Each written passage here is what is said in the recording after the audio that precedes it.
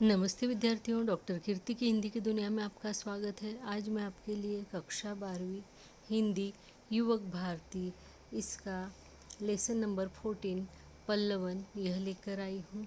यह आपकी पाठ्य पुस्तक के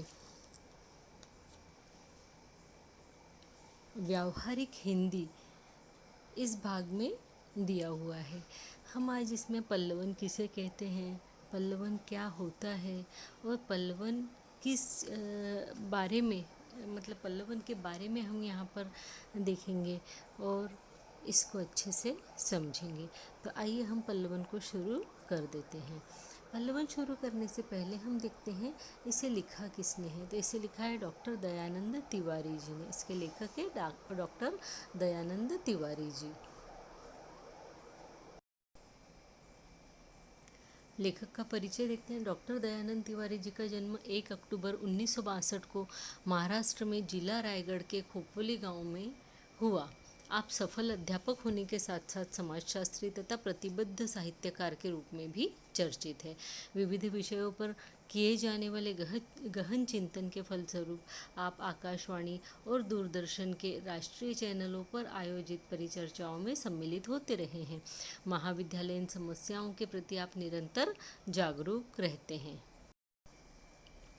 अध्ययन, अध्यापन आदि शैक्षिक विषयों को लेकर आपका लेखन कार्य निरंतर समाज को दिशा निर्देश करता रहता है। यानी इनका अध्ययन अध्यापन से संबंधित जो भी कार्य है, यानी शैक्षणिक जो भी कार्य है, शैक्षिक विषयों से संबंधित जो भी कार्य है, वो हमेशा जो है निरंतर कंटिन्यूअसली समाज को कुछ न कुछ अच्छे दिशा निर्देश जो है देता रहता है।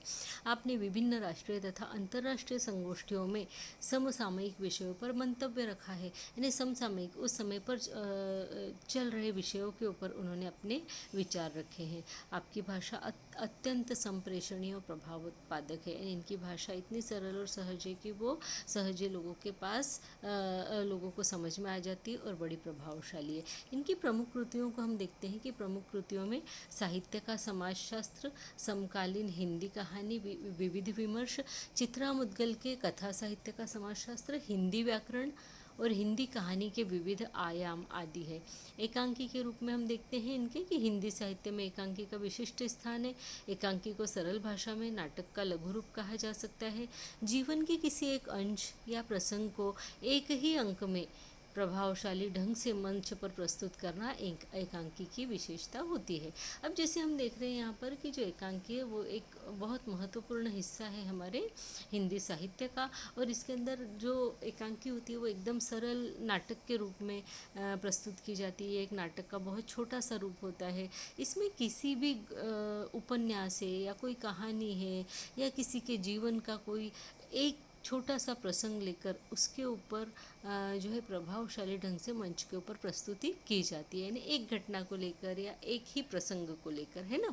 तो अपनी बात को व्यक्त करने हेतु वर्तमान समय में एकांकी को उपयोग में लाना लेखकों के लिए उपयुक्त सिद्ध होता है। यानी लेखक अपनी बात को बड़ी आसानी से एकांकी के माध्यम से कह देते हैं। अब हम यहाँ पे पाठ के परिचय को देखते हैं कि यहाँ पल्लवन की प्रस्तुति एकांकी विद्या में की गई है। यानी एकांकी विधा जो है वो यहाँ पे बताया गया है कि लेखक अपने आप को उसमें बहुत अच्छी तरह से अभिव्यक्त कर पाता है, या जो कहना चाहता है वो कह पाता है। हम यहाँ पे ये जो पल्लवन देख रहे हैं ये भी एक एकांकी विधा है, और साहित्य शास्त्र में पल्लवन लेखन को उत्तम साहित्यकार का लक्षण माना गया है। यानी कोई साहित्यकार यदि वास्तव में अच्छा है तो उसको एकांकी लेखन बहुत अच्छे से आना बहुत जरूरी होता है। प्रस्तुत पाठ में पल्लवन अर्थात किसी उद्धरण, सूक्ति, सुवचन के विस्तारित अर्थ लेखन को अत्यंत सरल शैली में समझाया गया। शैली यानी क्या यहाँ पर, तो शैली यानी स्टाइल। यानी यहाँ हम कोई सूक्ति देख लें, कोई सुवचन देख लें, कोई उद्धरण देख लें, तो इन सब चीज़ों को इसमें अत्यंत सरल स्टाइल में हमें बताया गया है कि इसका कैसा विस्तार किया जाए, इसका कैसा पल्लवन किया जाए। अब हम यहाँ पे जैसे देखते हैं कि आपको दिया है उद्धरण, है ना, या फिर आपको दिया है सूक्ति। सूक्ति यानी क्या, तो कोई वचन, अच्छे वचन बताए हुए, है ना, उद्धरण यानी कोई उदाहरण आपको दिया हुआ हो, किसी प्रकार से यहाँ पर अगर हम ये देखें कि सुवचन यानी कोई अच्छे वचन आपको दिए तो इन वचनों को विस्तारित करना, पल्लवन शब्द की अवधारणा का प्रतिपादन और उसका साहित्य शास्त्रीय विवेचन प्राप्त हुआ है। पल्लवन लेखन के विविध अंगों और नियमों को स्पष्ट करते हुए व्यावहारिक हिंदी के विभिन्न क्षेत्रों में इसकी उपयोगिता पर प्रकाश डालता है। यानी हिंदी साहित्य में या कहे कि व्यावहारिक हिंदी में पल्लवन का कितना ज़्यादा महत्व है, ये हमें यहाँ पर इस लेसन के अंदर हमें दिखाई पड़ता है। अब विद्यार्थियों, मैंने यहाँ पर पल्लवन के जो है बहुत बड़ा लेसन है, इसमें से जो भी इम्पोर्टेंट है मुझे पल्लवन आपको समझ में आए और पल्लवन क्या होता है उसका अर्थ एक व्यवस्थित तरीके से समझ में आए, उस हिसाब से मैंने इस अध्याय को बनाया हुआ है और उसे आपके सामने प्रस्तुत करने जा रही हूँ। इसके पहले मेरी आप सबसे एक ही विनंती है कि मेरे इस चैनल को लाइक कीजिए, सब्सक्राइब कीजिए और हो सके तो अपने फ्रेंड्स के साथ में शेयर भी ज़रूर कीजिए। अगर आपको अच्छा लगता हो चैनल तो आप इसे सब्सक्राइब ज़रूर से ज़रूर कीजिए। आइए देखते हैं कि पल्लवन का अर्थ क्या होता है। तो हिंदी भाषा में पल्लवन शब्द अंग्रेजी एक्सपांशन शब्द के प्रतिशब्द के रूप में आता है और पल्लवन का अर्थ होता है विस्तार अथवा फैलाव। यानी यहाँ पर हम देख रहे हैं कि पल्लवन का अर्थ क्या होता है, किसी चीज़ को विस्तार करना या फिर किसी चीज़ का फैलाव करना, उसको बड़ा कर देना, है ना।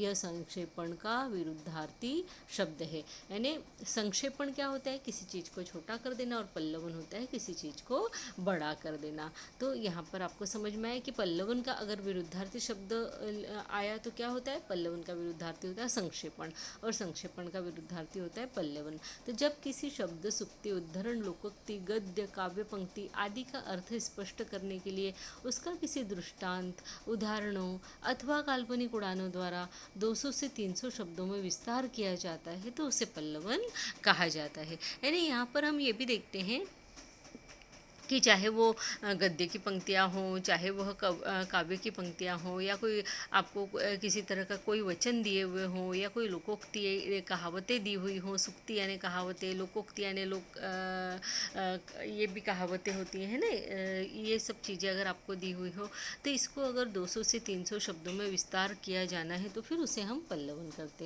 हैं। अर्थात विषय का विस्तार करना ही पल्लवन कहलाता है।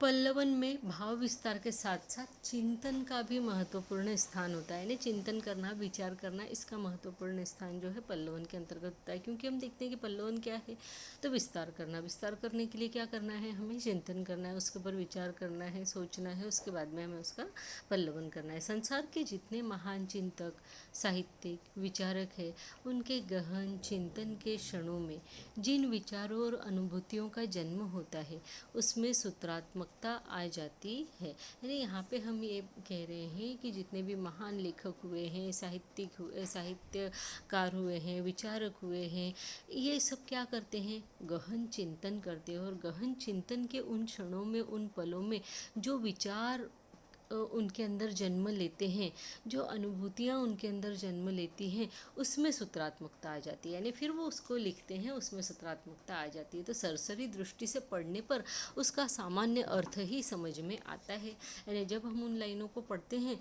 और सरसरी यानी एक बार हमने पढ़कर उसको छोड़ दिया तो हमको एक सामान्य अर्थ उसका समझ में आता है, किंतु उसके सम्यक अर्थबोध एवं अर्थ विस्तार को समझने के लिए हमें उसकी गहराई में उतरना पड़ता है। लेकिन अगर हमको उसका सम्यक अर्थ समझना है, अगर हमको उसका पूरा का पूरा अर्थ समझना है, तो फिर सम्यक यानी पूरा अर्थ है ना, पूरा का पूरा अर्थ समझना है तो उसके विस्तार को समझने के लिए, उसके अर्थ के विस्तार को समझने के लिए हमको उसकी गहराई में उतरना पड़ता है। यानी उस लाइन के ऊपर हमें सोचना पड़ता है।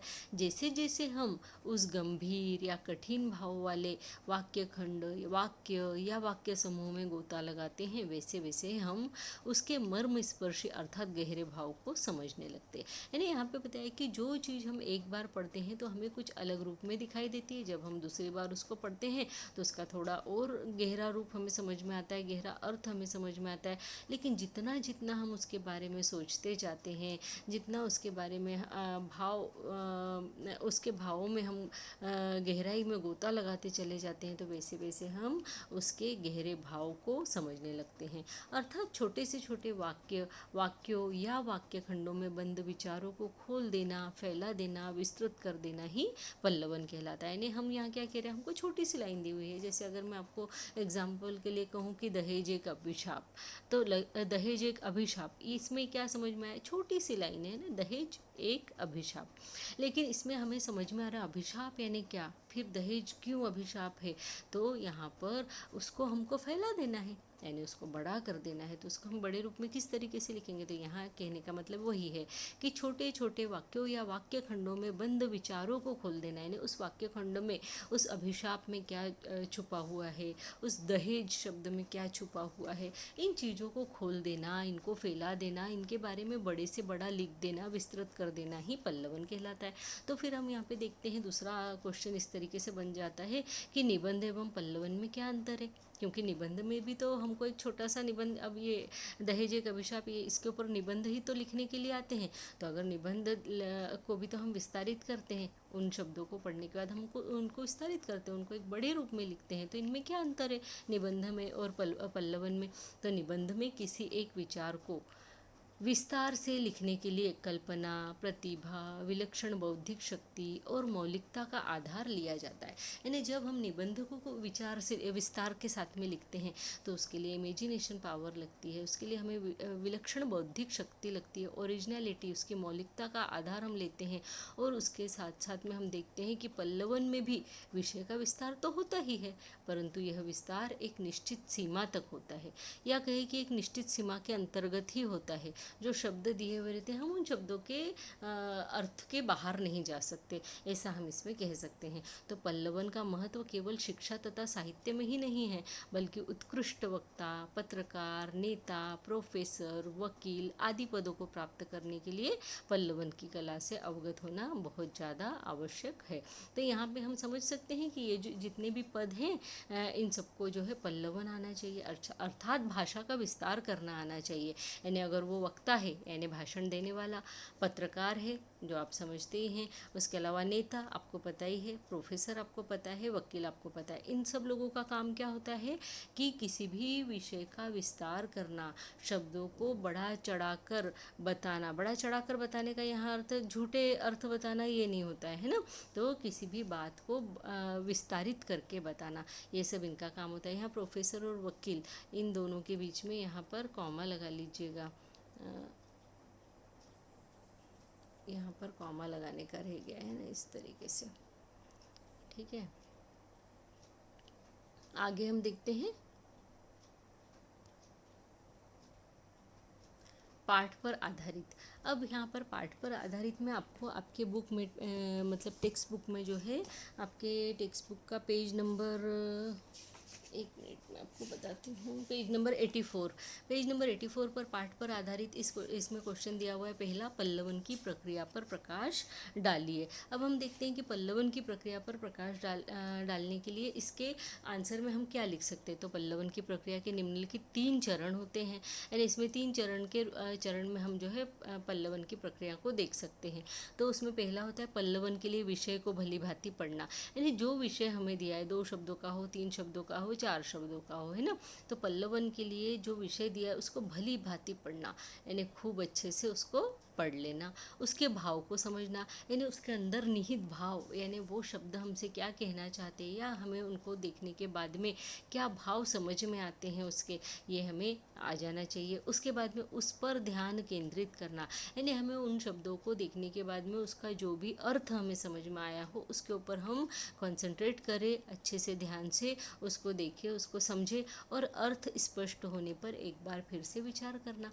यानी जब हमको एक बार अर्थ स्पष्ट हो जाए कि हाँ इन शब्दों का यही अर्थ हो सकता है, तो उसके बाद में उसको फिर से एक बार विचार कर लेना चाहिए कि हमें इसके अंदर क्या लिखना है, कहाँ से शुरुआत करना है, किस तरीके से लिखना है, और फिर उसको शुरू करना चाहिए। इसी तरीके से हम पल्लवन की प्रक्रिया का जो है दूसरा पॉइंट देखते हैं कि और क्या है पल्लवन की प्रक्रिया के अंतर्गत।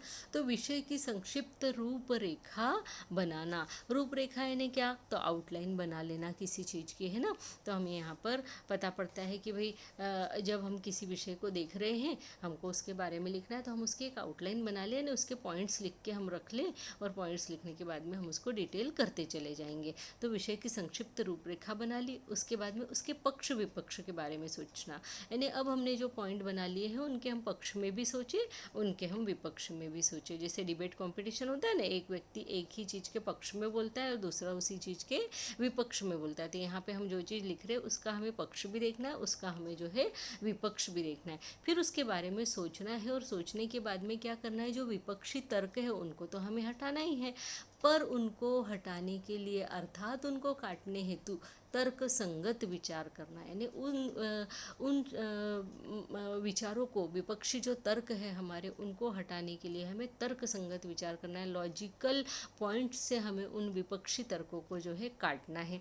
उसके बाद तर्क संगत तथा सम्मत विचारों को संयोजित करना है, फिर हमारे पास में तर्क संगत विचार ही बच जाएंगे, विपक्षी विचार जो है वो हट जाएंगे। अब हमारे जो तर्क संगत विचार है वो तथा सम्मत विचार जो भी है, यानी योग्य विचार जो है, सम्मत यानी क्या, तो योग्य विचार, तर्क संगत और योग्य विचारों को फिर हम संयोजित करेंगे। संयोजित करना यानी उसको ऑर्गेनाइज करना, इकट्ठा करना, उनको इकट्ठा करेंगे, तथा असंगत विचारों को हटाकर जो हमारे असंगत विचार है अर्थात जो कि विपक्षी विचार है उनको हम हटा देंगे, और फिर एक अनुच्छेद यानी एक पैराग्राफ अच्छे से तैयार कर लेंगे। तीसरा पॉइंट हमें इसमें कहता है कि शब्द पर ध्यान देकर शब्द सीमा के अनुसार पल्लवन करना, यानी शब्द पर ध्यान देना है कि हम क्या लिख रहे हैं, दूसरा शब्द सीमा पर ध्यान देना है, 200 शब्दों में लिखना है, 300 शब्दों में लिखना है, उस सीमा के अंदर रहकर हमें पल्लवन करना, और अंत में लिखित रूप को पुनः ध्यान देकर पढ़ लेना, यानी अंत में पूरा लिखकर हो जाए उसके बाद उसको एक बार और पढ़ लेना। पल्लवन की भाषा, अब हम देखते हैं कि पल्लवन में और क्या कर सकते हैं हम, तो पल्लवन की भाषा सरल और सहज होना चाहिए। यह एक इसका पक्का नियम है कि अगर आप पल्लवन कर रहे हैं तो आपकी भाषा जो है वो बिल्कुल सरल होना चाहिए, बिल्कुल सहज होना चाहिए। स्पष्ट भाषा का उपयोग पल्लवन के विस्तार में किया जाना चाहिए। स्पष्ट भाषा यानी क्या, आप जो कह रहे हैं वो स्पष्ट रूप से सामने वाले को यानी पाठक को जो है समझ में आ जाए। आपकी भाषा कैसी होना चाहिए, सरल होना चाहिए, यानी लोक भाषा का उपयोग आपको यहाँ पर करना चाहिए, यानी क्षेत्रीय भाषा, लोक भाषा, उसका उपयोग यहाँ पर करना चाहिए, जो ज़्यादा से ज़्यादा लोगों को समझ में आए, ऐसी भाषा का उपयोग हमें यहाँ पर पल्लवन के विस्तार में करना चाहिए। पल्लवित किए जा रहे कथन को सदैव परोक्ष कथन और भूतकालिक क्रिया के माध्यम से अन्य पुरुष में कहना चाहिए। उत्तम तथा मध्यम पुरुष का प्रयोग पल्लवन में नहीं होना चाहिए। अब हम यहाँ पे क्या बोल रहे हैं कि हम जो यहाँ पे पल्लवन कर रहे हैं उसमें हम बोल रहे हैं कि जो भी हम पल्लवन किए जा रहे कथन है वो परोक्ष कथन होना चाहिए, यानी वो प्रत्यक्ष कथन नहीं होना चाहिए। परोक्ष मतलब परोक्ष कथन और भूतकालिक क्रिया, यानी हम बोलते हैं ना कि प्रत्यक्ष और अप्रत्यक्ष, तो परोक्ष जो होते हैं वो अप्रत्यक्ष कथन होते हैं, और भूतकालिक क्रिया के माध्यम से, यानी भूतकालिक क्रिया आपको पता है पास्ट है ना, पास्ट की क्रिया होना चाहिए, और उसके माध्यम से अन्य पुरुष में इसको कहा जाना चाहिए। तो अन्य पुरुष यानी क्या, हमें पहली बात तो यहाँ पे अन्य पुरुष का मतलब समझ में आना चाहिए। तो अन्य पुरुष यानी हम यहाँ पे समझेंगे इसको इस तरीके से कि जैसे 3 तरह के हम इसमें हिंदी साहित्य में हमको 3 तरह के पुरुष देखने को मिलते हैं, जैसे उत्तम पुरुष, मध्यम पुरुष और अन्य पुरुष। अब उत्तम पुरुष है, उत्तम पुरुष में कौन आता है, तो मैं, हम, और मध्यम पुरुष उसमें कौन आता है, तो तुम, आप, तुम लोग या तुम सब, और अन्य पुरुष में भी यह, वह, वे सब इस तरीके के आते हैं। या हम इसको इंग्लिश में कहें तो फर्स्ट पर्सन, सेकंड पर्सन और थर्ड पर्सन, इस तरीके से हम कह सकते हैं। तो फर्स्ट पर्सन यानी क्या, हम स्वयं, सेकंड पर्सन यानी जिसको हम बता रहे हैं कोई बात वो, और थर्ड पर्सन हम जिसके बारे में बात कर रहे हैं वो। तो हमको ये जो पल्लवन करना है वो हमेशा थर्ड पर्सन को लेकर करना है, यानी अन्य पुरुष में कहना चाहिए किसी भी बात को, है ना। जैसे हम किसी व्यक्ति को बता रहे हो कि देखो उसने ऐसा किया, या उसके बारे में हम किसी और तीसरे व्यक्ति के बारे में हम दूसरे व्यक्ति को बता रहे हैं, इस तरीके से हमें पल्लवन लिखना चाहिए, पल्लवन का विस्तार करना चाहिए। तो उत्तम तथा मध्यम पुरुष का प्रयोग पल्लवन में नहीं होना चाहिए, यानी मैं, या तुम, इसका प्रयोग जो है पल्लवन के अंतर्गत नहीं होना चाहिए। अब हम दूसरा क्वेश्चन इसी में देखते हैं, पेज नंबर 84 पे आपके इसमें दिया हुआ है कि पल्लवन की विशेषताएं स्पष्ट कीजिए। तो पल्लवन का अर्थ है विस्तार, पल्लवन की विशेषताएं निम्नलिखित है। किस तरीके से? पहला तो कल्पनाशीलता, यानी पल्लवन का जो मुख्य आधार है वो कल्पनाशीलता यानी इमेजिनेशन है। अब जिसके आधार पर कवि या लेखक किसी भी सूक्ति अथवा उद्धरण के भाव का यहाँ पर विस्तार करता है।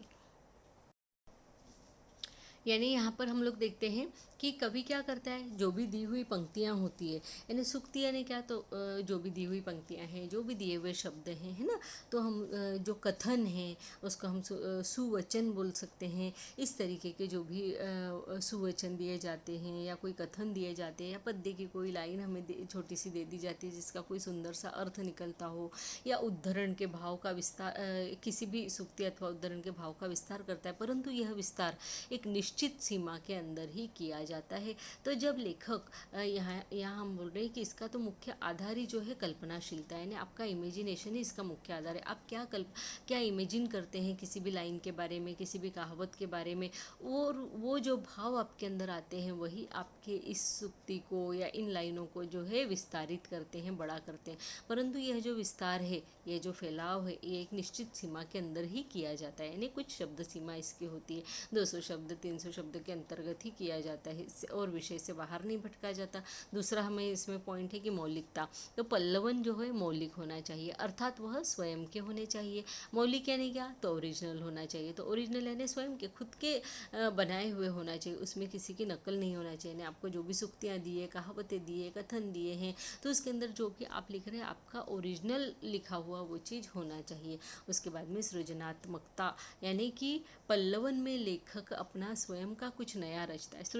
सृजन करना यानी क्या, अपना स्वयं का कुछ नया रचना, नया बनाना, नया लिखना। और यहाँ पे लिख रहे हैं कि पल्लवन में लेखक अपना स्वयं का कुछ नया रचता है, अर्थात कुछ नई कविता स्वयं के खुद की लिखता है, खुद के मन की, खुद के भाव, खुद के विचार लिखता है या आविष्कृत करता है, उसकी डिस्कवरी उसको नया नई चीज़ को खोज करता है। यह एक मानसिक कार्य क्षेत्र है।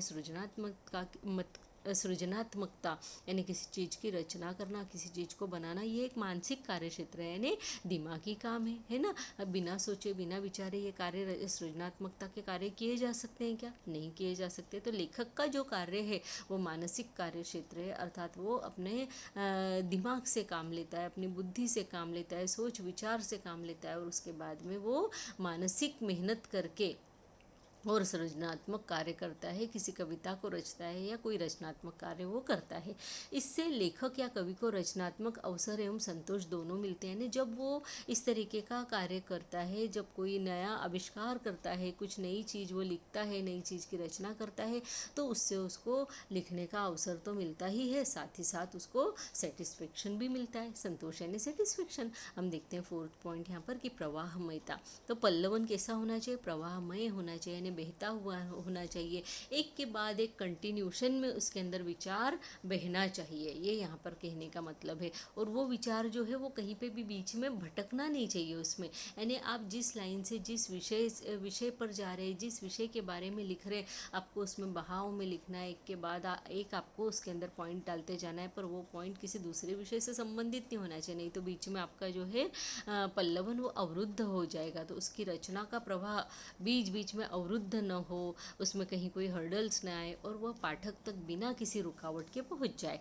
यानी जो आप कहना चाहते हो सीधा सीधा पाठक के पास में पहुंच जाए, यानी पाठक को आप कहीं से घुमाते फिराते हुए उस जगह पे न लेके जाए, बल्कि सीधे रास्ते से आप उसको उस जगह पे ले जाए जो आप बोलना चाहते, बताना चाहते। अब हम भाषा शैली देखते हैं, तो 5वां पॉइंट जो है हमारा यहाँ पर भाषा शैली का है। तो भाषा शैली यानी भाषा कैसी होना चाहिए, उसकी भाषा की स्टाइल कैसी होना चाहिए। तो पल्लवन चूँकि विस्तार कहलाता है, इसलिए लेखक को भाषा का पूर्ण ज्ञान व उसका विस्तार मालूम होना आवश्यक है, यानी जिस भाषा में आप लिख रहे हो, जिस भाषा में आप विस्तार का कार्य कर रहे हो, तो उस भाषा का जो है पूरा का पूरा ज्ञान होना आवश्यक है। अर्थात रोज़मर्रा के जो छोटे छोटे शब्द होते हैं, ऐसे हर भाषा के ऐसे वर्ड्स होते हैं, ऐसे शब्द होते हैं जो हम रोज़ बोलते हैं, तभी हमें उसके अर्थ समझ में आते हैं। अगर नई भाषा कोई समझे तो उसके अर्थ उसको समझ में नहीं आएंगे। जैसे कई ऐसे शब्द होते हैं हम लोग बोल देते हैं, उसका कोई मीनिंग नहीं होता, लेकिन फिर भी वो मीनिंगफुल होते हैं और हमें उसका अर्थ समझ में आ जाता है। तो जो पल्लवन का कार्य कर रहे हैं उस लेखक को उस भाषा की गहराई से ज्ञान उसका होना चाहिए, पूरा उसको उस भाषा के बारे में माहिती होना चाहिए, उसे विश्लेषण, संश्लेषण, तार्किक क्षमता के साथ साथ अभिव्यक्तिगत कौशल की भी आवश्यकता यहाँ पर होती है। तो हम जैसे यहाँ पर कह रहे हैं कि उन्हें क्या क्या आना चाहिए, तो एक तो उसको उसे विश्लेषण आना चाहिए। विश्लेषण का अर्थ होता है एक को अनेक करना, यानी एक छोटी सी चीज़ दी उसको बढ़ा देना। और संश्लेषण का अर्थ होता है बहुत सारी चीज़ों को उसको छोटा संक्षिप्त कर देना। तो विश्लेषण यानी किसी चीज़ को फैला देना और संश्लेषण यानी किसी चीज़ को संक्षिप्त कर देना। उसके साथ साथ तार्किक क्षमता यानी लॉजिकल पॉइंट्स भी आपके पास होना चाहिए, और अभिव्यक्तिगत कौशल की भी आवश्यकता होती है, यानी आपको अपने आप को एक्सप्लोर करना आना चाहिए, अपने विचारों को एक्सप्लोर करना आना चाहिए। तो पल्लवन क्या है, जब आपको कोई टॉपिक दिया है तो आपको अपने आप को एक्सप्लोर करना है, अपने विचारों को एक्सप्लोर करना है, किसी और के विचारों को हमको यहाँ पर नहीं लिखना है, हम क्या सोच रहे हैं उस बारे में वो हमें यहाँ पर लिखना है। यानी छोटे को हमको बड़ा करना आना चाहिए, और बड़ी बड़ी बातों को हमें छोटा, यानी कि यहाँ पर हम कहें कि संश्लेषण करना आना चाहिए, है ना। हमें कोई बड़ी बात कहना है लेकिन हम उसे 2 शब्दों में कह दे पल्लवन के अंतर्गत, और फिर वो पल्लवन के विस्तार के साथ साथ उस भाव का भी विस्तार होता रहे, इस तरीके से हमें उस चीज़ को कह देना है। शब्द चयन हम यहाँ पर देखते हैं कि इसमें शब्द चयन का बहुत अधिक महत्व होता है। क्यों होता है? क्योंकि तर्क संगत और तर्क सम्मत शब्द होना चाहिए, यानी जो भी शब्द होते हैं यहाँ पर वो तर्क संगत होना चाहिए, यानी लॉजिकल होना चाहिए, प्लस वो तर्क सम्मत भी होना चाहिए, यानी वो लॉजिकल होने के योग्य भी यहाँ पर होना चाहिए, ये हम यहाँ पर कहना चाहते हैं। तथा वाक्य श्रृंखलाबद्ध होना चाहिए, यानी उसकी श्रृंखला होनी चाहिए, क्रमबद्धता होनी चाहिए, रोचक होने चाहिए, यानी पाठक को भी अच्छे लगने चाहिए। ऐसे शब्द, ऐसे वाक्य का आप प्रयोग करें जब आप पल्लवन करें तो। एवं उत्सुकता से भरे हुए भी होना चाहिए, यानी उसमें उत्सुकता निर्माण होना चाहिए कि इसके आगे अब क्या होने वाला है, ये उत्सुकता जो है पाठक में बनी रहना चाहिए निरंतर रूप से। ऐसे शब्दों का चयन हमें उसमें पल्लवन में करना चाहिए। तो छोटे वाक्यों को विस्तृत रूप देना ही पल्लवन है ना। छोटे छोटे वाक्य उनको विस्तृत रूप दे देना, यही पल्लवन कहलाता है। सहजता अगला पॉइंट है इसका पल्लवन का, और उसमें सहजता में हम देखते हैं कि पल्लवन की जो भाषा होती है वो सरल होना चाहिए और सहज होना चाहिए। क्षेत्रीय एवं सामयिक शब्दों का प्रयोग करना चाहिए। लोक भाषा को पल्लवन का रूप देना चाहिए, यानी पल्लवन की भाषा जो इतनी सहज होना चाहिए। सहज यानी क्या? एकदम सहजता से, आसानी से। सहज यानी आसानी से, तो आसानी से लोगों को समझ में आ जाए, और इसलिए क्षेत्रीय और सामयिक शब्दों का प्रयोग करना चाहिए, यानी कि क्षेत्रीय जिस क्षेत्र से संबंधित बात की जा रही है उस क्षेत्र में किन शब्दों का उपयोग किया जाता है उन शब्दों को हमें उपयोग में लाना चाहिए। सामयिक शब्दों को, यानी आज के समय में कौन से शब्द ज़्यादा प्रचलित है उन शब्दों का उपयोग होना चाहिए। उसके साथ लोक भाषा का, यानी कि ज़्यादा से ज़्यादा लोगों को वो भाषा समझ में आए, ऐसी भाषा का उपयोग करना चाहिए पल्लवन करते समय। तो ऐसी भाषा सरल और सहज भाषा कहलाएगी, ज़्यादा से ज़्यादा लोगों तक आपके विचार पहुँच पाएंगे, और यही तो पल्लवन का कार्य होता है कि आपकी जो बात है वो ज़्यादा से ज़्यादा लोगों को समझ में आ जाए। तो स्पष्टता इसका अगला पॉइंट है। अब स्पष्टता में देखते हैं कि पल्लवन करते समय स्पष्टता पर ध्यान देना अति आवश्यक है, अर्थात जिस भी लोकोक्ति का, विचार का या पंक्तियों का पल्लवन किया जा रहा हो उसी का विषय केंद्र में रहना चाहिए, यानी आप जिस विषय में जो आपको दिया है टॉपिक, उसी टॉपिक पे आपको बात करना है, उसके अलावा आपको दूसरे टॉपिक को इसके अंदर लाना ही नहीं है। ना आपको उदाहरण देने के लिए किसी दूसरे टॉपिक को लाना है, ना आपको कुछ और समझाने के लिए किसी दूसरे टॉपिक को लाना है। आपको उन्हीं शब्दों को लेकर उन्हीं को पकड़कर चलना है, विषय को ही अपना केंद्र बिंदु बनाना है अपने पल्लवन का। तो पढ़ते समय पाठक को यह महसूस न हो कि पल्लवन का मूल विचार तो कुछ और है और विस्तार की दिशा कुछ और, क्योंकि जब आप पल्लवन कर दे उसके बाद में जब पाठक उसको पढ़े तो उस पाठक को ऐसा नहीं लगना चाहिए कि भाई पल्लवन का जो टॉपिक था, जो विषय था वो तो कुछ अलग ही था, यानी ओरिजिनल जो विचार है वो तो कुछ इसका अलग ही, और ये जो पल्लवन किया गया इसके विस्तार की दिशा तो कुछ और ही, यानी ये हमें कुछ और ही बता रहा है। ऐसा नहीं होना चाहिए इसके अंदर। अब हम इसका लास्ट पॉइंट देखते हैं, वो है क्रमबद्धता। तो क्रमबद्धता यानी क्या? इसमें जो है क्रम बना रहे 1 2 3 4 5 6 है ना, इस तरीके से जो है क्रम बना रहे। पल्लवन लिखते समय विचार और अभिव्यक्ति में सामंजस्य के साथ साथ क्रमबद्धता होनी चाहिए, यानी आप क्या सोच रहे हैं पल्लवन करते समय वो आपके विचार प्लस आप क्या अभिव्यक्त कर रहे हैं, क्या आप उसके अंदर बता रहे हैं, क्या आप उसके अंदर एक्सप्लोर कर रहे हैं, वो दोनों चीज़ों में आपस में जो है सामंजस्य होना चाहिए, दोनों में अनुकूलता होनी चाहिए। ऐसा और उसके साथ साथ में क्रमबद्धता होनी चाहिए। यानी ऐसा नहीं होना चाहिए कि एक घटना अभी लिख दी और फिर जो है लास्ट में लिखना था उसको कहीं बीच में लिख दिया, और जो बीच में लिखना था उसको कहीं लास्ट में लिख दिया, पहले का बाद में लिख दिया, बाद में का पहले लिख दिया। ऐसा नहीं होना चाहिए, क्रमबद्धता उसके अंदर होनी चाहिए, अन्यथा विस्तार की दिशा में भटकाव महसूस होता है। अगर आप कोई बाद में कहने वाली बात पहले कह देंगे तो फिर ऐसा लगेगा कि अरे ये तो अपनी दिशा से भटक गए हैं ना, तो भटकाव महसूस नहीं होना चाहिए। अब हमारा अगला प्रश्न यहाँ पे हो सकता है कि पल्लवन की शैली, तो पल्लवन की शैलियाँ कौन कौन सी होती है, कितने प्रकार की होती है, इस तरीके का, या पल्लवन की शैलियों से आप क्या समझते हैं, ऐसा इसमें प्रश्न आ सकता है। तो इसमें विषय प्रवर्तन प्रथम वाक्य से ही प्रारंभ हो जाता है। पल्लवन की शैलियों में हम ये इस तरीके से लिख सकते हैं कि इसके अंतर्गत जो विषय का प्रवर्तन यानी क्या, तो उसकी स्टार्टिंग, उसका प्रारंभ, आरंभ, आप ऐसा बोल सकते हो। तो इसमें विषय का जो प्रवर्तन होता है प्रथम वाक्य से ही प्रारंभ हो जाता है। जो विषय दिया हुआ है उसको आप पहले वाक्य से, पहले सेंटेंस में से ही आप उसको शुरू कर दीजिए उसका पल्लवन करना। इसलिए इसमें इधर उधर भटकने की, बहकने की एवं लंबी चौड़ी भूमिका बांधने की कोई भी आवश्यकता नहीं होती। यानी आपको कोई दूसरी बातें समझाते हुए, उदाहरण देते हुए फिर पाठक को अपने मूल जो पल्लवन का विषय है उसके ऊपर लेके आओ, ऐसी आवश्यकता इसके अंदर नहीं होती। इसके अंदर कहा जाता है पल्लवन करें और डायरेक्ट आप वो बात बोलो जो आपको विषय दिया गया है, उसके लिए भूमिका मत बांधो किसी तरीके की, है ना। इसलिए पहली पंक्ति से ही रोचक और उत्सुकता से भरपूर वाक्य जो है लिखना शुरू कर देना चाहिए। लेकिन इसमें भी अब दूसरा मत है कि कुछ विद्वान ऐसा मानते हैं कि भाई प्रारंभ की यानी स्टार्टिंग की जो 2-3 लाइनें होती है, पंक्तियाँ होती है, उसमें भूमिका बांधना चाहिए। यानी हमको विषय को समझाने के लिए 1-2 लाइनें लिखना चाहिए। उसके बाद में मध्य की पंक्तियों में विषय प्रतिपादित होना चाहिए, जो हमको विषय दिया है उसके बारे में हमें फिर मध्य में लिखना चाहिए। और अंत में, अर्थात अंत में कुछ ही पंक्तियों में उपसंहार होना चाहिए, यानी कि उसका कंक्लूजन होना चाहिए। उपसंहार यानी क्या, कंक्लूजन, वो अंत में वहाँ पर होना चाहिए, ऐसा कुछ विद्वान मानते हैं। लेकिन फिर भी पल्लवन का सबसे सुंदर और सबसे अच्छा रूप होता है कि प्रथम वाक्य से ही आप उसमें जो कहना चाहते हैं उस विषय से संबंधित आप शुरू कर दीजिए, इधर उधर न भटके और बिना भूमिका बांधे आप अपने विचारों को व्यक्त करें। लेकिन वो विचार जो है आपके रोचक होना चाहिए, उसमें क्रमबद्धता होनी चाहिए और उसमें जो है पाठक को उत्सुकता महसूस होनी चाहिए, दिखनी चाहिए। ये उसके ज़्यादा अच्छे लक्षण माने जाते हैं। अब हम इसमें पल्लवन का व्यावहारिक प्रयोग देख लेते हैं। तो पल्लवन के व्यावहारिक प्रयोग में आपको आपके टेक्स्ट बुक के पेज नंबर 84 पे जो है ये क्वेश्चन दिया हुआ है कि ढाई आखर प्रेम का पढ़े सो पंडित होई पल्लवन कीजिए। अब इन विचारों का, इन पंक्तियों का जो है हमें पल्लवन करना है, तो हम इस तरीके से लिख सकते हैं कि कबीरदास जी के अनुसार लोग जीवन भर पोथी पढ़ पढ़ कर अपने आप को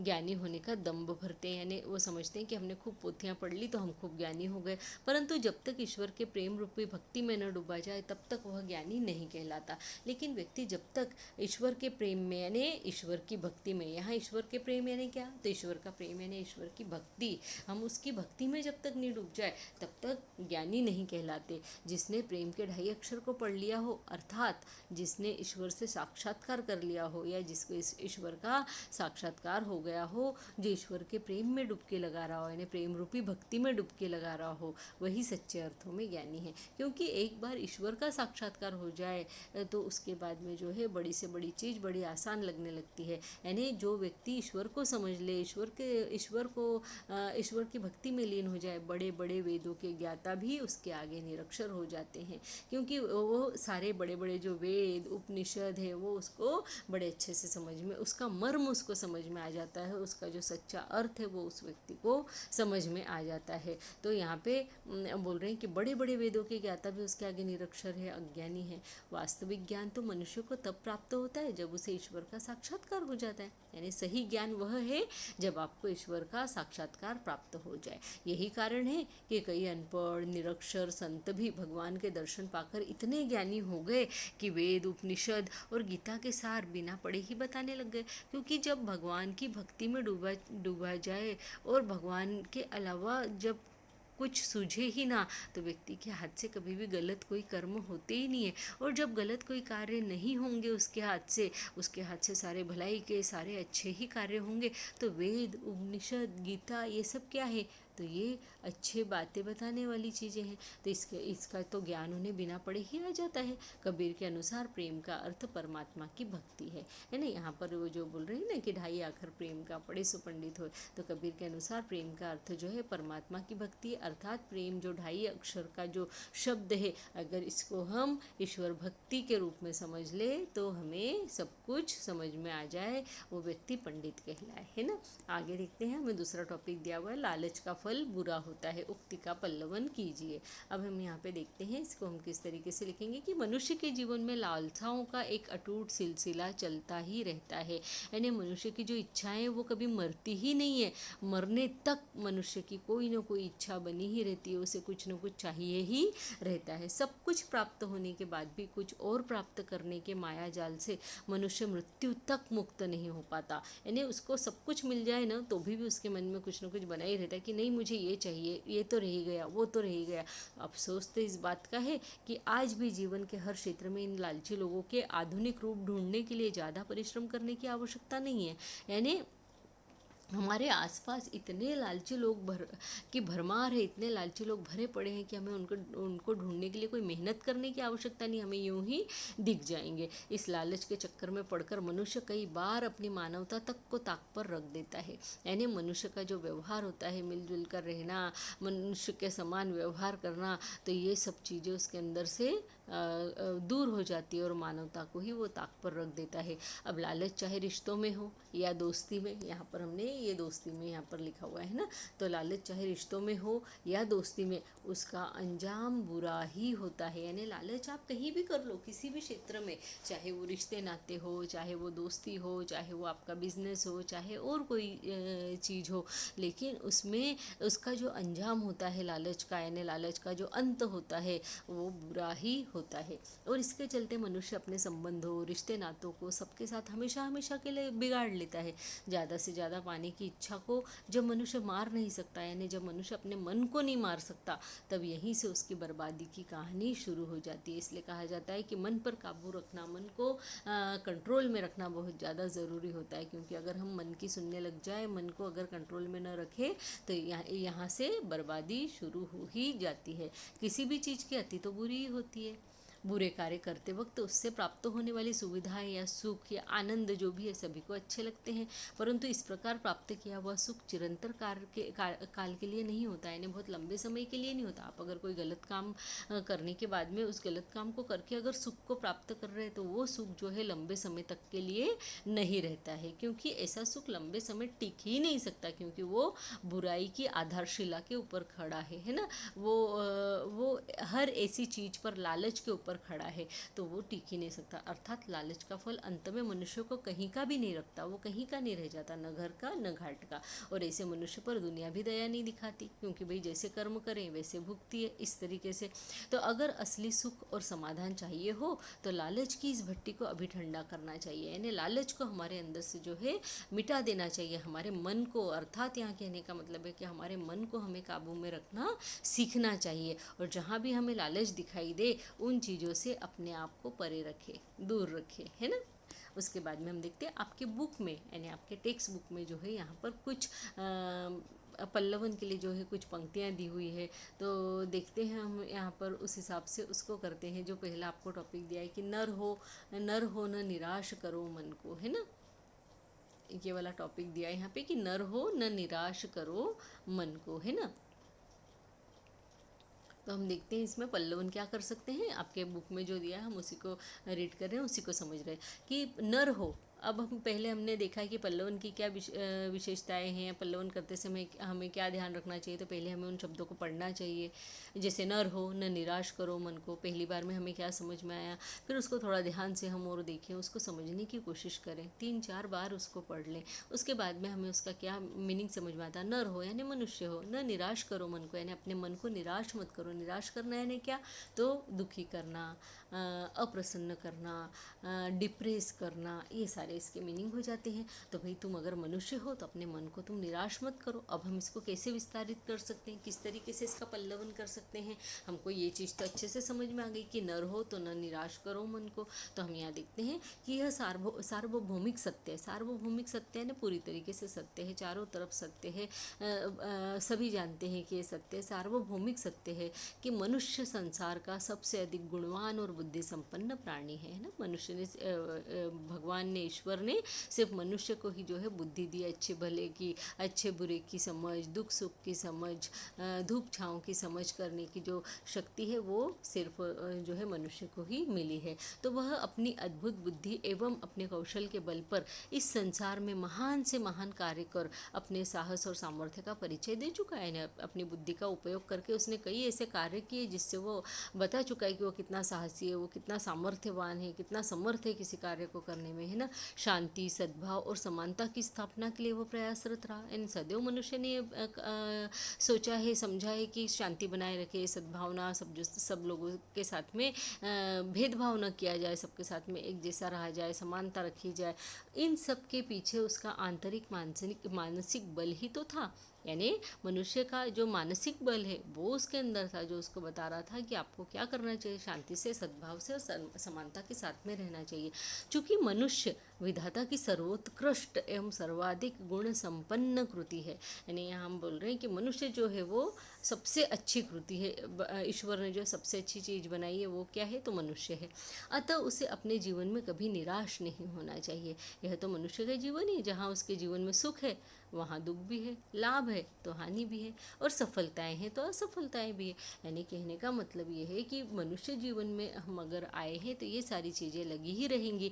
तो सुख है तो बहुत सुखी हो गए, और दुख है तो फिर बहुत दुखी हो गए। अरे सुख है तो सुखी हो जाओ, लेकिन दुख है तो दुख से कुछ सीख लो, और सीख कर उस सीख को आगे आप ऐसे काम में ले आओ कि अगली बार फिर वो गलती ना करो जो पिछली बार की हो। तो कहने का मतलब यह कि यहाँ क्या है कि दुख, हानि, असफलताएं, इनको हम पॉजिटिव वे में ले, इनसे हम कुछ न कुछ सीख ले और सीख कर फिर आगे बढ़े। यदि उसका मन ही पराजित हो जाए, यानी मनुष्य का अगर मन ही पराजित हो गया, मन को उसने हरा दिया, उसका मन ही हार गया, थक गया, तो इस धरा को वह स्वर्ग कैसे बना पाएगा, फिर इस पृथ्वी के बारे में वो अच्छा कैसे सोच पाएगा। उसके मन की इसी संकल्प विकल्पमयी साहसिक शक्ति को उसका मनोबल कहा जाता है, जो उसे हर समय श्रेष्ठ बनने हेतु कर्म के लिए प्रेरित करता है। यानी उसके मन में ये जो रहता है ना कि मैं ये संकल्प करता हूँ कि मैं कार्य करके ही रहूँगा, एक जिद्द रहती है, वो संकल्प और विकल्प में साहसिक शक्ति, जो उसके अंदर एक साहस रहता है कि मुझे ये करना ही है, मैं तो ये करके ही रहूँगा, यही तो उसका मनोबल है, यही तो उसके मन का बल है ना। उसको जो आगे प्रयासरत रखता है, प्रेरित करता है कि हाँ भाई तू अच्छे से अच्छा कार्य कर, है ना। जो उसे हर समय श्रेष्ठ बनने हेतु कर्म करने के लिए प्रेरित करता है, क्योंकि मनुष्य सोचता है मैं कुछ ऐसे कार्य करूँ जिससे कि जो है मेरी गिनती श्रेष्ठ लोगों में होने लग जाए। अब यहाँ पे हमें अगली जो पंक्तियाँ हैं वो यहाँ पर दी हुई है इस तरीके से कि इसका पल्लवन कीजिए, और ये पंक्तियाँ हमें दिए, अविवेक आपदाओं का घर है। यानी यहाँ पर दिया है ना, जी सर अब हमें समझ में आ गया सर, मैं एक सुक्ति जानता हूँ, क्या आप उसका पल्लवन करके दिखाएंगे। तो ये हमें सुक्ति दी हुई है कि अविवेक आपदाओं का घर है।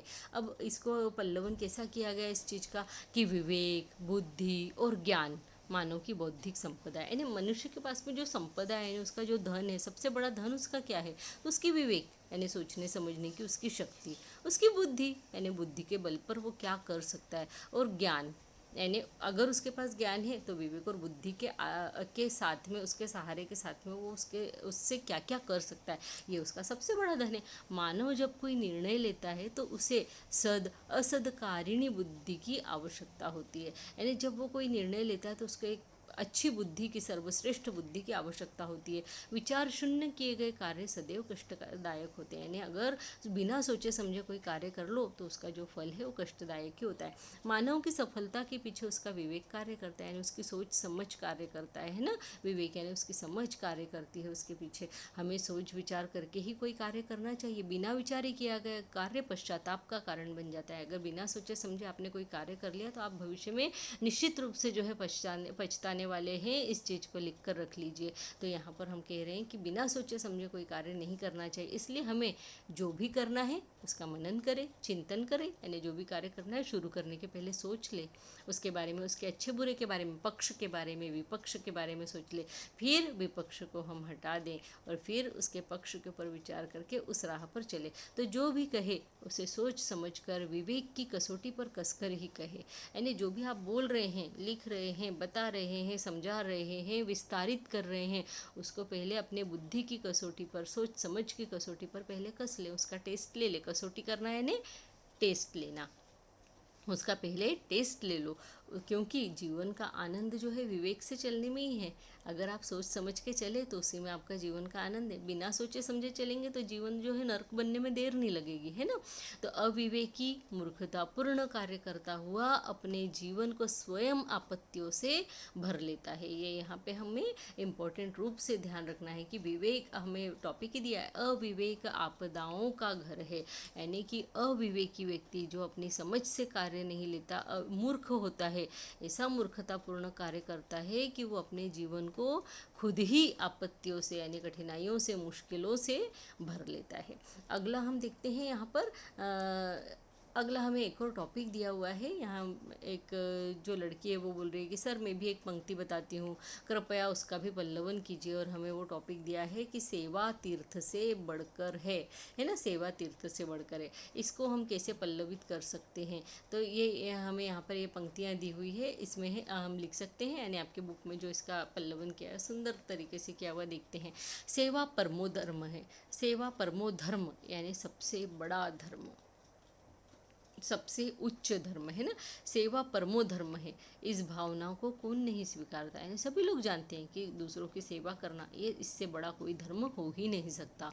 किंतु जब इस भाव की अवहेलना की जाती है, इसको दुर्लक्ष्य किया जाता है इसके ऊपर से, तब समाज में स्वार्थ और तनाव की स्थिति उत्पन्न हो जाती है। जब मनुष्य के भाव में मन में किसी के लिए सेवा भाव ही नहीं आएगा, किसी के लिए कुछ करने की इच्छा ही नहीं आएगी, तब मनुष्य क्या हो जाएगा, स्वार्थी हो जाएगा, खुद के बारे में सोचेगा। और जब वो खुद के बारे में सोचेगा तब समाज में तनाव की स्थिति उत्पन्न हो जाएगी कि अगर कोई व्यक्ति स्वार्थ अपना ही अपना सोच रहा है, किसी के बारे में सोच ही नहीं रहा है, तो समाज में ऐसी स्थिति पैदा होना ही है कि भाई वो तो अपने ही अपना सोचता है तो सभी अपना अपना सोचे, इस तरीके से। तो ये स्वार्थ जो है तनाव की स्थिति को पैदा कर देता है। लोग सेवा को भूलकर तीर्थ यात्रा के लिए इस उद्देश्य के साथ निकल पड़ते हैं कि इससे उन्हें मोक्ष मिलेगा, यानी भाई तुम लोगों की सेवा कर लो, उसी में जो है तुम्हें मोक्ष मिल जाता है, मिल जाएगा, यही एक बहुत अच्छा तरीका है। लेकिन नहीं, लोग सोचते हैं हम तीर्थ यात्रा कर लें तो तीर्थ यात्रा का उद्देश्य उनका ये होता है कि हमें मोक्ष मिल जाए, पर मोक्ष इन चीज़ों से नहीं मिलता। तीर्थ यात्रा करने से मोक्ष मिलता है, अच्छे कार्य करने से मोक्ष मिलता है, सेवा करने से। तो लोग भूल जाते हैं कि सेवा का भाव ही संपूर्ण मानवता को चिरकाल तक सुरक्षित कर सकेगा। यानी अगर आपके मन में सेवा का भाव होगा, दूसरों के लिए कुछ करने का भाव होगा, तो ये मानवता जो है संपूर्ण काल चिरकाल तक यानी बहुत लंबे समय तक जो है सुरक्षित रह सकेगी। हम आगे देखते हैं, सेवा समाज के प्रति कृतज्ञ लोगों का आभूषण है, यानी सेवा करना, ये जो सेवा होता है ये समाज के प्रति, यानी जो सेवा कर रहा है वो व्यक्ति, उसका समाज के प्रति कृतज्ञ लोगों का ये आभूषण है। यानी जो व्यक्ति समाज के प्रति कृतज्ञ, यानी कि क्या, कोई अच्छा कार्य करने वाले के लिए हम लोग कृतज्ञ रहते हैं, उसके उपकार मानते हैं ना, कृतज्ञ होना। तो सेवा समाज के प्रति कृतज्ञ लोगों का आभूषण है।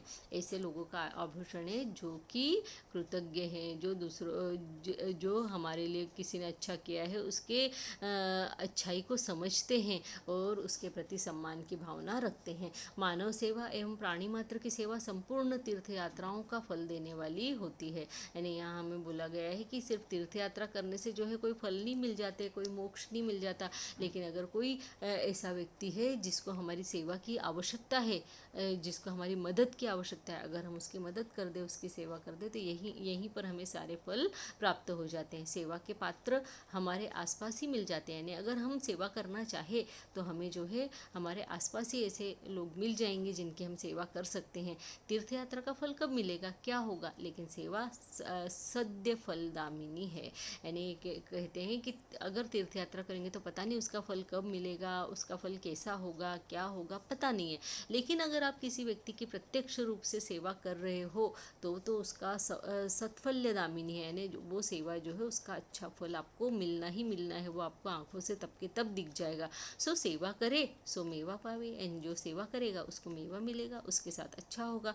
अतः सेवा धर्म को अपनाए, यानी सेवा धर्म को अपनाया जाए। अब आपने यहाँ पे सारे पल्लवन में देखा होगा ना कि यहाँ मैं या तुम इस तरीके से बात नहीं की गई, इसमें किसी अन्य के बारे में ऐसे अन्य पुरुष को लेकर बातें की गई है, भूतकाल में बातें की गई है, ये सारी बात आपको यहाँ पर दिख जाएंगी, है ना। अब देखते हैं नेक्स्ट आपको यहाँ पे टॉपिक दिया हुआ है आपके टेक्स्ट बुक में कि जो तो को काटा बुए ताही बोई तू फूल। अब यहाँ पे हम देखते हैं कि इसका हम पल्लवन किस तरीके से कर सकते हैं। तो आपके बुक में ये दिया है, संसार में शुभचिंतक कम होते हैं, यानी किसी का अच्छा चाहने वाले जो होते हैं वो बहुत कम होते हैं। अहित करने वाले या हानि पहुँचाने वाले अधिक, यानी दूसरे का बुरा सोचने वाले लोग अधिक होते हैं समाज में। ऐसे व्यक्तियों के प्रति क्रोध आना एक स्वाभाविक क्रिया, यानी कोई हमारे लिए बुरा सोचे तो उसके लिए हमको गुस्सा आ ही जाएगा, एक मनुष्य का साधारण स्वभाव है।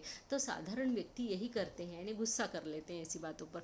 अहित करने वाले का हित सोचना, कांटे बिछाने वाले के लिए फूल बिछाना, मारने वाले को क्षमा कर देना, माफ़ कर देना, एक महान मानवीय विचार है। यानी यहाँ पे बताया गया कि साधारण व्यक्ति जो होते हैं वो तो क्या करते हैं, उनके बारे में अगर कोई बुरा सोचे तो वो उनके ऊपर गुस्सा हो जाते, लेकिन जो गुस्सा करे उसके लिए अच्छा सोचना, कोई हमारे राह में कांटे बिछाए यानी हमारे लिए बुरा करे, हमारे रास्ते में हर्डल डाले तो उसके रास्ते में हम फूल बिछाए ऐसा, और हमें कोई मारे तो उसकी माफ़ कर दे, ऐसा कोई महान व्यक्ति कर सकता है। इसके पीछे अहिंसा की भावना छिपी हुई है। हम अहिंसा के महत्व को समझ ही सकते हैं कि अहिंसा के आधार पर, अहिंसा के आधारशिला पर हमने भारत ने जो है स्वतंत्रता प्राप्त की, तो हम अहिंसा के महत्व को, अहिंसा की ताकत को हम यहाँ पे समझ सकते हैं। तो इसमें लिखा है कि इसके पीछे अहिंसा की भावना छुपी हुई है कि भाई तुम जो है कोई भी तुम्हारे साथ में कितना भी बुरा व्यवहार करे तुम उसके साथ में अच्छा ही व्यवहार करो, इसके पीछे अहिंसा है। सबके प्रति मैत्री भाव की साधना है। प्रकृति भी हमें यही शिक्षा देती है, यानी शिक्षा प्रदान करती है, यानी प्रकृति भी हमें यही सिखाती है कि अहिंसा का भाव अपने अंदर रखो। कैसे? तो यहाँ देखते हैं कि इसके अनेक उदाहरण मिलते हैं। जैसे वृक्ष को ही देख लो, पत्थर मारने वाले को वह फल देता है, यानी जो वृक्ष पे जब बहुत फल लग जाते हैं तो उस वृक्ष पे हमेशा पत्थर फेंके जाते हैं, है ना। यानी अगर आप कोई अच्छे कार्य करोगे तो पत्थर फेंकने वाले, आपके रास्ते में कांटे बिछाने वाले, आपको मारने वाले, आपका अहित सोचने वाले अनेक लोग जो है मिल जाएंगे। परंतु यहाँ वृक्ष के उदाहरण से अगर हम देखें कि वृक्ष जो है जब उसमें फल लगते हैं तो लोग उसको पत्थर मारते हैं, और जब पत्थर मारते हैं तो क्या होता है, अब उसको आगे देखते हैं। और निष्पीड़न करने वाले को सरसों उपयोगी तेल देती है, यानी सरसों का जो दाना रहता है उसको जो है पीसने से, उसमें से जो है निष्पीड़न करने से, यानी उसको दो पार्टों के बीच में दबाकर और पीसने से जो है क्या होता है, वो उपयोगी तेल यानी हमको अच्छा तेल देती है कि जो कि स्वास्थ्यवर्धक होता है। पत्थर पर घिसा जाने वाला चंदन सुगंध और शीतलता दे देता है, यानी चंदन देखिए उसको पत्थर पर घिसा जा रहा है, उसको तकलीफ दी जा रही है, लेकिन फिर भी वो सुगंध देता है, ठंडक देता है। और शत्रु को मित्र बनाने, विरोधियों का हृदय परिवर्तन करके उन्हें अनुकूल बनाने का यही तो सर्वोत्तम और स्थायी उपचार है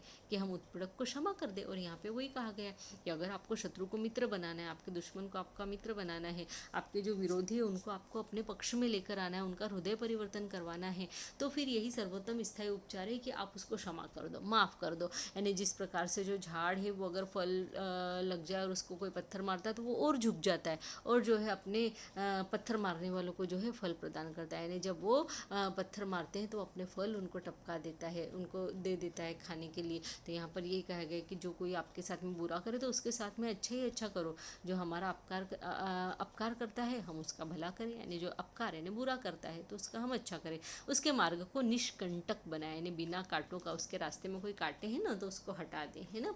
उसमें फूल बिछा दें, और फूल बिछाने वाला सदैव लाभ में रहता है, यानी अगर हम उसके रास्ते अच्छे बना दें तो वो सदैव लाभ में रहते हैं हम।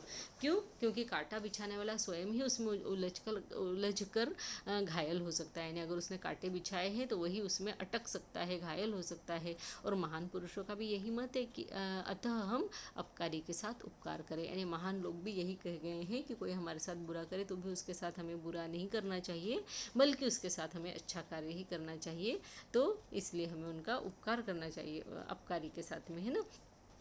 तो जो कोई हमारा बुरा चाहे उनके लिए हम अच्छा सोचिए, ये यहाँ पर हमें बताया गया है। तो ये आपको स्वाध्याय दिए हुए हैं और उसके अलावा आपको पल्लवन के जो बिंदु हैं, अब हम ये अंतिम बिंदु जो है वो देख लेते कि पल्लवन में सूक्ति, उक्ति, पंक्ति या काव्यांश का विस्तार किया जाता है। यानी कि हमें या तो कोई सूक्ति दी हुई रहती है, कहावत, या तो कोई उक्ति दी हुई रहती है, या तो कोई पंक्ति यानी लाइनें दी हुई रहती है, या फिर हमें कोई काव्यांश यानी किसी काव्य की पंक्तियाँ दी हुई रहती है, उसका कोई छोटा सा अंश दिया हुआ रहता है। जैसे कि हमने यहाँ पे देखा है ना, अभी सेवा, परमो धर्म वगैरह, तो ये सारी चीज़ें तो इस तरीके से हमको दिया हुआ रहता है और फिर हमें उसका विस्तार करना होता है, यानी कि पल्लवन करना होता है। पल्लवन के लिए दिए गए वाक्य सामान्य अर्थ वाले नहीं होते, यानी हमने यहाँ पर देखा, जो तो को काटा बुए वाही ताही बोई तू फूल, यानी कि ये कोई सामान्य अर्थ वाली लाइनें नहीं है, इसके अंदर कितने गहरे अर्थ छुपे हुए होते हैं, है ना। पल्लवन में अन्य उक्ति का विस्तार नहीं जोड़ना चाहिए, यानी जब आप किसी एक लाइन का जो है जो आपको दी हुई उक्ति है, जो आपको दी हुई सूक्ति है या वाक्य है, जब आप उसका विस्तार करते हैं तो उसके अंदर किसी और दूसरे उदाहरण को मत जोड़ दीजिए।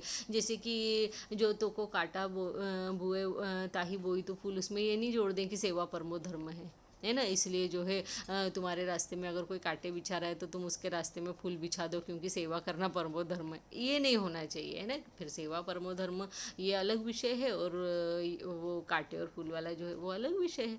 तो जो विषय पे बात कर रहे हैं उसी विषय पे बात यहाँ पर की जाए। क्लिष्ट शब्दों का प्रयोग न करें, यानी कठिन शब्दों का प्रयोग यहाँ बिल्कुल नहीं करना है। यहाँ पे क्षेत्रीय शब्द, लोक भाषा, इसका उपयोग, सरल सहज स्पष्ट भाषा का उपयोग हमें यहाँ पर करना है। पल्लवन करते समय अर्थों भावों को एक सूत्र में बांधना आवश्यक है, यानी जो आपके कहने का जो अर्थ है वो और आपके दिमाग में जो भाव आ रहे हैं वो सब मिलके एक सूत्र में बन जाए, यानी जो आप कहना चाह रहे हैं वो स्पष्ट रूप से पाठक के सामने आ जाए, ऐसा होना उसका रूप बहुत ज़्यादा ज़रूरी है। विस्तार प्रक्रिया अलग अलग दृष्टिकोण से प्रस्तुत करनी चाहिए, यानी विस्तार आप जब कर रहे हैं किसी विषय का, किसी टॉपिक का, किसी दिए हुए सूक्ति का, उक्ति का, कथन का, काव्यांश का, तो उसमें आपका जो प्रक्रिया है उसको विस्तारित करने की, वो जो आपका दृष्टिकोण है, आपका जो नज़रिया है वो कैसा होना चाहिए, अलग अलग दृष्टिकोण से आपको उसे प्रस्तुत करना चाहिए।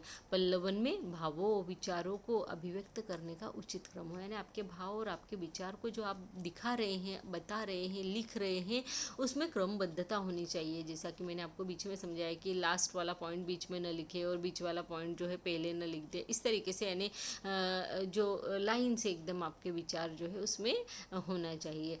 वाक्य छोटे छोटे हो तो जो अर्थ स्पष्ट करे, यानी वाक्य छोटे छोटे लिखना चाहिए। बहुत बड़े बड़े वाक्य अगर लिख देते हैं तो स्पष्ट रूप से जो अर्थ है वो समझ में नहीं आता, इसलिए छोटे छोटे वाक्य हो तो उनका स्पष्ट अर्थ जो है वो समझ में आ जाता है। इसके बाद में भाषा का सरल, स्पष्ट और मौलिक होना आवश्यक है। सरल होना चाहिए, स्पष्ट रूप से समझ में आना चाहिए, मौलिक यानी कि ओरिजिनल होना चाहिए, है ना।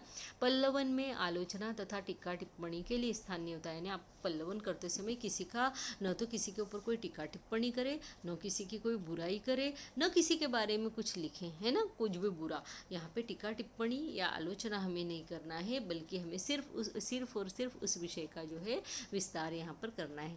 तो विद्यार्थियों, अब मुझे पूरी उम्मीद है कि पल्लवन यह विषय जो है आपको बहुत अच्छे से समझ में आ गया होगा। चूँकि ये थोड़ा सा डिफिकल्ट लगता है, क्योंकि जो निबंध होता है, निबंध और पल्लवन हमें एक जैसा ही दिखाई देता है, इसीलिए मैंने आपको जो है यहाँ पर सबसे पहले समझा दिया कि निबंध एवं पल्लवन में क्या अंतर होता है, और इसी के लिए जितने भी टॉपिक इसमें दिए थे मैंने ये आपको बता दिए। आपको ये खूब अच्छे से समझ में आ गया होगा। अगर इसमें कोई भी परेशानी हो तो आप मुझे कमेंट बॉक्स में लिखकर पूछ सकते हैं। मैं आपके प्रश्नों के उत्तर देने के लिए सदैव ही तत्पर रहती हूँ, जल्दी से जल्दी उत्तर देने का प्रयत्न करती हूँ।